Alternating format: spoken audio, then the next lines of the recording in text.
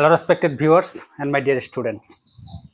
আজিৰ এই ভিডিওটো খুবই গুৰুত্বপূৰ্ণ হ'ব কাৰণ আজিৰ এই ভিডিওটোত আমি আলোচনা কৰিম স্পোকেন ইংলিশৰ কিছুমান ট্ৰিক।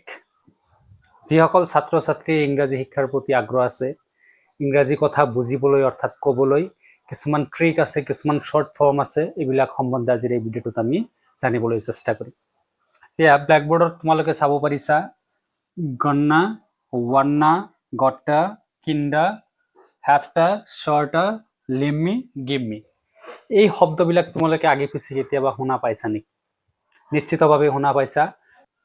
ফৰেনাৰ্ছ বিলাকে কি কৰে, এই শব্দবিলাক এনেকৈ উচ্চাৰণ কৰে। কোনবিলাক শব্দৰ পৰিৱৰ্তে এই শব্দবিলাক ইউজ কৰা হয় তোমালোকে জানিব যদি খোজা ভিডিওটো শেষলৈ চাবা। শেষত আমি কি কৰিম, এক্সাম্পলৰ সৈতে ধুনীয়াকৈ জানিবলৈ চেষ্টা কৰিম। এতিয়া প্ৰথমতে কৈ দিছো তোমালোকক, প্ৰথমতে মনত কৰা যে গন্না অৰ্থাৎ গোয়িং টু য'ত আমি কওঁ ফৰেনাৰ্ছ বিলাকে বা স্পোকেন ইংলিছত তাত কি কোৱা হয় গন্না। আমি এক্সাম্পলৰ সৈতে বুজিবলৈ চেষ্টা কৰিম, পিছত আমি এক্সাম্পলৰ সৈতে বুজিবলৈ চেষ্টা কৰিম। নেক্সট আছে ওয়ান্না। ওয়ান্নাটো হ'ব ওৱান টুৰ পৰা কি আহিছে, ওয়ান্না আহিছে। ওৱান টু য'ত আমি লিখো তাত আমি স্পোকেন ইংলিছত কওঁতে কি কৰিব পাৰো, ওয়ান্না ক'ব পাৰো। গট টু আমি য'ত কওঁ তাতে ফৰেনাৰ্ছ বিলাকে গট্টা বুলি কয়। খিন্দাটো ক'ৰ পৰা আহিছে, কাইণ্ড অফৰ পৰা কিন্ডা বুলি কোৱা হয়। হ্যাভটা অৰ্থাৎ হ্যাভটোৰ ঠাইত ফৰেনাৰ্ছ বিলাকে বা স্পোকেন ইংলিছত হ্যাভটা বুলি কোৱা হয়, সেইকাৰণে হয়তো আমাৰ বুজাৰ কেতিয়াবা অসুবিধা হয়।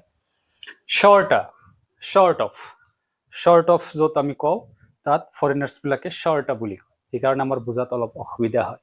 গতিকে খুবেই দৰকাৰী ভিডিও, জানিবলগীয়া ভিডিও। লেমিটো আমি সদায় শুনি পাওঁ, লেট মি গো আউট।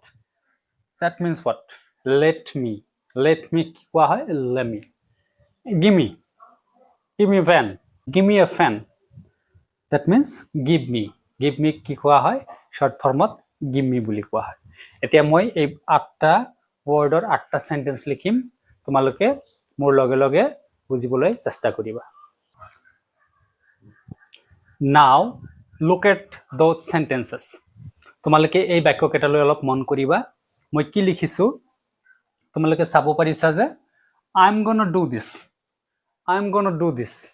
গন্নাটো ক'ৰ পৰা আহিছিল, I am going to do this। এইটো লিখিত ফৰ্মত নহয়, কিন্তু স্পোকেন ইংলিছৰ ক্ষেত্ৰত বহুতেই গুৰুত্বপূৰ্ণ। I am gonna do this তাৰমানে I am going to do this। Next কি লিখিছো যে I wanna become a doctor। wannaটো ক'ৰ পৰা আহিছিল, I want to become a doctor। Next কি আহিছে যে I have got to finish my homework before lunch। গটাটো ক'ৰ পৰা আহিছে, got to।